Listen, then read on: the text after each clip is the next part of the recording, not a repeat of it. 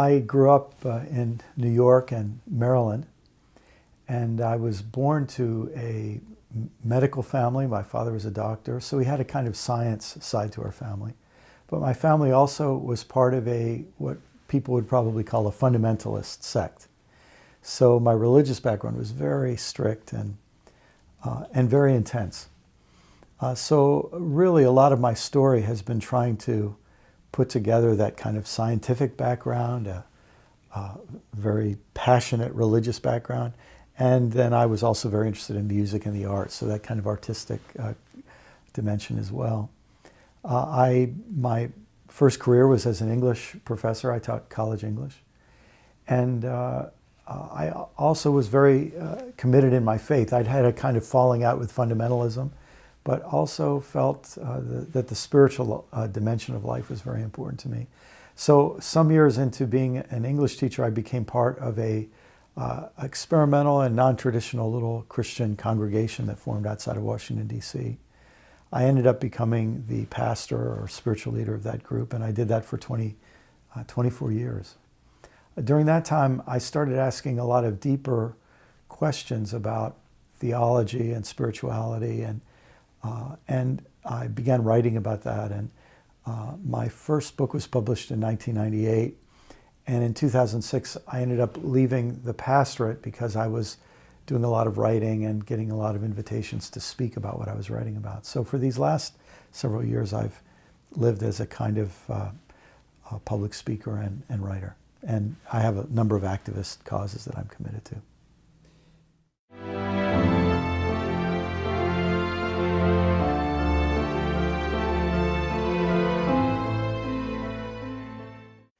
Entrenched belief systems engage people in meaning. Really, I think the practical function of those belief systems is they situate people in a story that gives them great meaning, and the community that lives by that story creates a deep sense of belonging. So one of the first things I think it's important to remember about any passionately committed community that has its own belief systems is that people are getting something very, very valuable out of participation in that group. And very often we see some negative consequences of that. For example, if that group, in its sense of who we are, the usness of that group, can create a lot of hostility toward anybody who's part of another us or who's part of them as far as that group's concerned. So I think when we start to realize some of the negative side effects of that us-them dualism, we can't just attack it without realizing to take that away from people is taking away things that are precious to them. So one of the things I try to do is first take seriously the need for meaning, the need for a story, the need for belonging, and not underestimate the personal, psychological, social benefits that people derive from that. And then maybe we can help people engage in a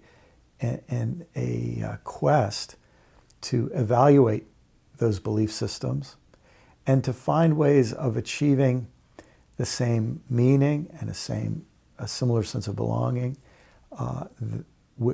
without being wedded to beliefs that are highly suspect and that bring all kinds of negative unintended consequences.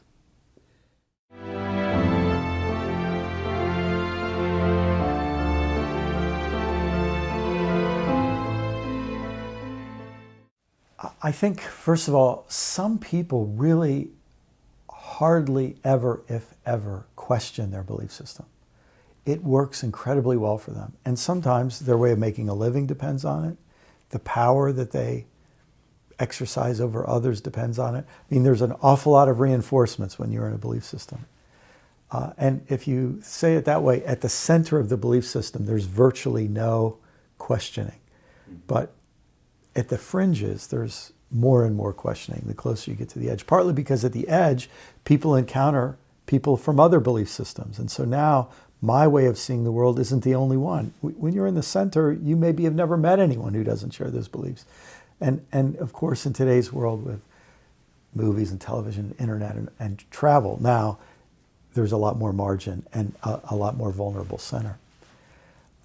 And so the irony is the people at the center have the most fear and the most anger because in some ways they're the most vested in that community and they're getting the most out of it, and they have the most fear of whether they could even survive if that system didn't exist. Whereas the people out on the fringes, they're seeing, oh, people in other systems are surviving okay. And sometimes they're saying, wow, those people seem a little better off than we do. So very often the greatest tension is not between people in this system and this system, it's between the people at the center and at the margins of that system. And the people at the center see the people at the margins who are asking questions and looking over the fence, so to speak, into another community. They see them as potential betrayers. And so the fear and the anger is very, very understandable.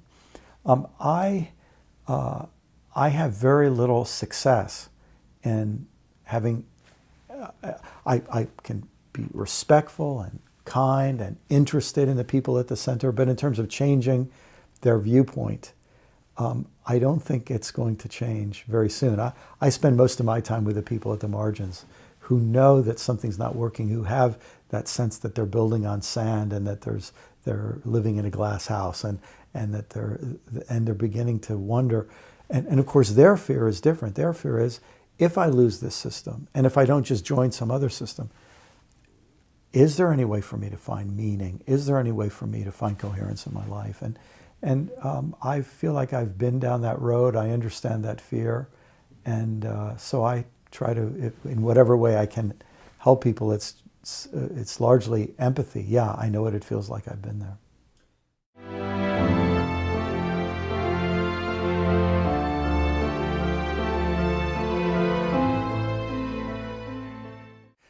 Gandhi had a saying, what was it?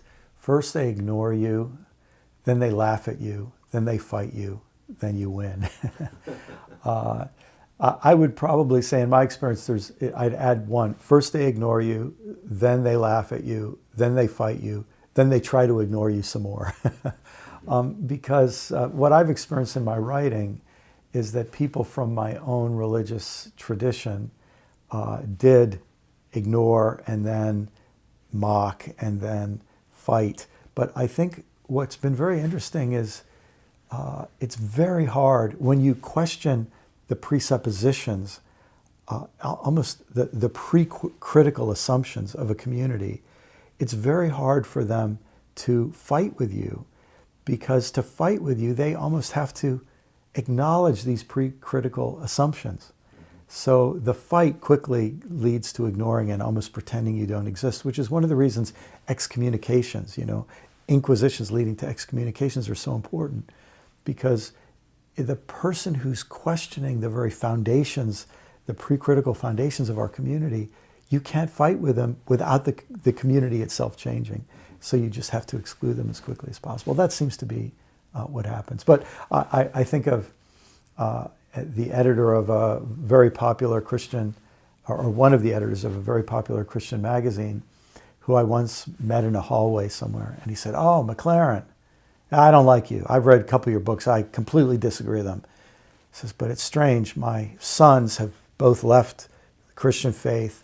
And if they ever come to any kind of faith at all, it's probably going to be through your books. Somebody like you," he said. "So I disagree with you, but kind of hope you succeed." And then he walked away.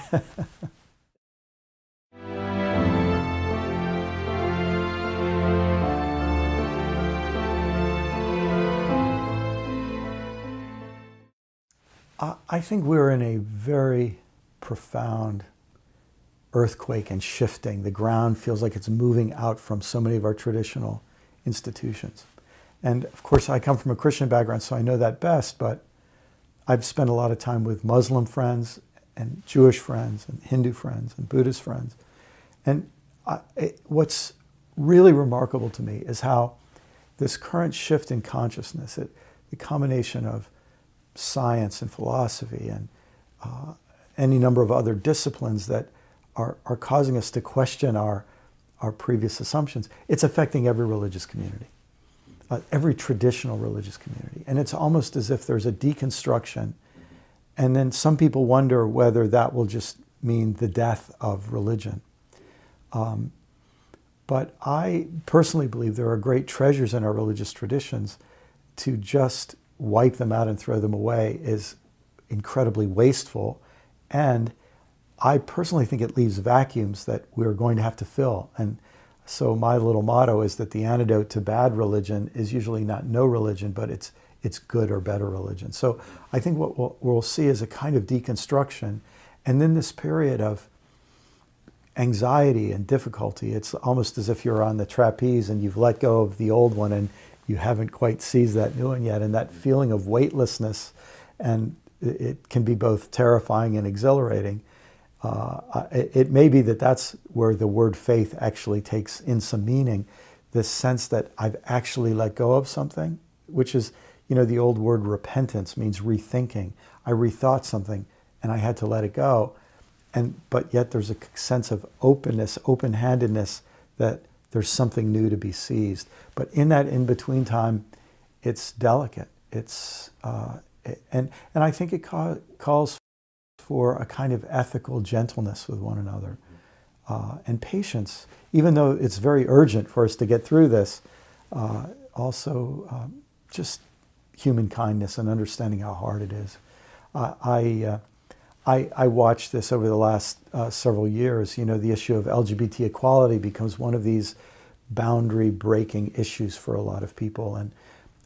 And I had already gone through my own shift in this thinking. And after I went through a shift in my thinking, one of my sons came out. And at that moment, I felt myself living between my son's world and my father's world, where this was just inconceivable. And because I love my father and I love my son, I could kind of hold a space for them that was very hard for my father to make that reach. And I think for my son, he just couldn't understand how my father lived in a different world. But we were able to love one another in the midst of that reality. I think that's what helps us get through these times.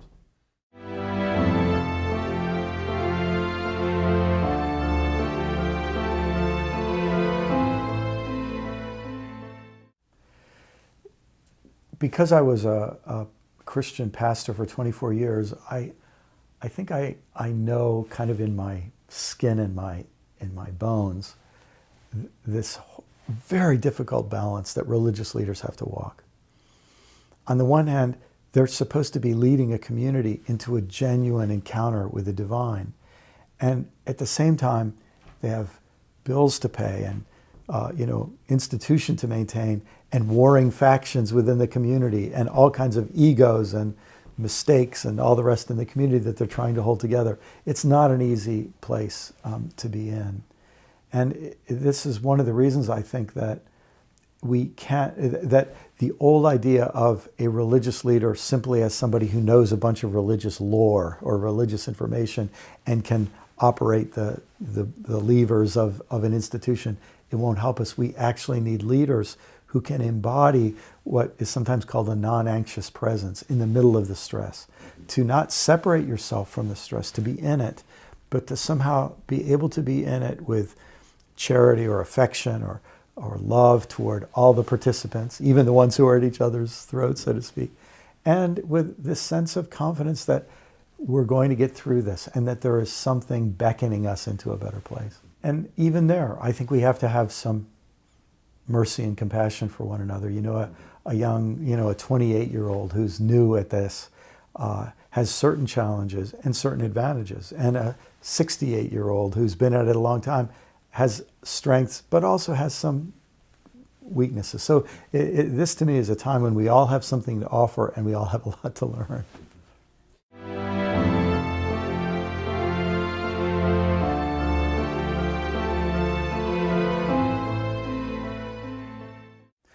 I see very much this the possibility of something beautiful emerging from the kind of ruins in some cases of our religious communities or the warring factions. I'll just give an example. Because I grew up in a very fundamentalist and Bible obsessed sect, I really studied the Bible. Unfortunately, the way we studied the Bible was to find a way to take every sentence and every phrase and fit it into a system of belief. But something happens when you lose confidence in your system of belief, and that starts to crumble around you. And then you go back and look at the biblical stories, and you see, oh, there is a deeper wisdom there if I let the stories work. One way I try to say it to people sometimes is that I think in the ancient world, before the scientific worldview and the methods of science, the way to make a hypothesis was to tell a story. And just as hypotheses are tested and either disproved or improved, I think ancient stories would be told and then enhanced and developed over time. We have many examples in literature where we can see a story that evolves over time. And sometimes, though, as soon as the story is written down, it can no longer evolve. And then a new story has to come up that's in tension with that old story. And it's been this wonderful discovery for me, someone who grew up in such a Bible-saturated environment, to kind of rediscover the Bible as these dueling stories and these evolving stories, and stories that where in some ways the meaning doesn't come like the moral of a story, but the meaning comes when you discern a kind of trajectory in the way these different stories are told. They're leaving things behind, they're embracing new metaphors and new images. In that way, you locate yourself in this long journey of searching and truth, of holding on to something, gaining something from it, but then saying, I've got to let that go and accept something else. That kind of trapeze and to the next trapeze. Then you start to see, oh, you actually learn that in this kind of storyline and unfolding of the biblical library. I think that's really helping many of us in the Christian faith to rediscover so many treasures in our own faith that actually give us the courage to continue the quest where we are at this point in the journey.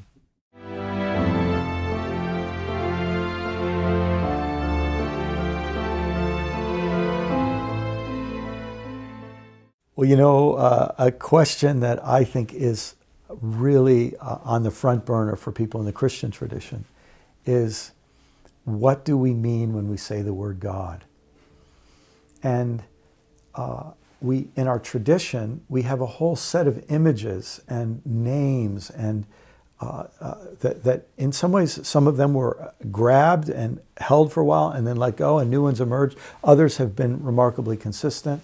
But here we are in today's world, and knowing what we know and knowing something of what we don't know, and experiencing these shifts in consciousness, I think we're at a new place of needing fresh language for how we talk about God, and both maintaining some sense of reverence for this mystery that was almost contained in the name,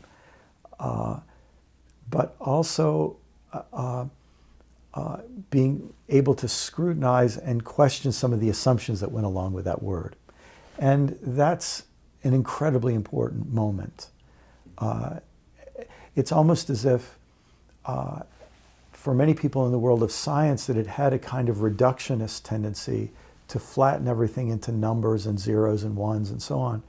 And in our religious community, we tended to box the universe and into this defined set of definitions, of assumptions.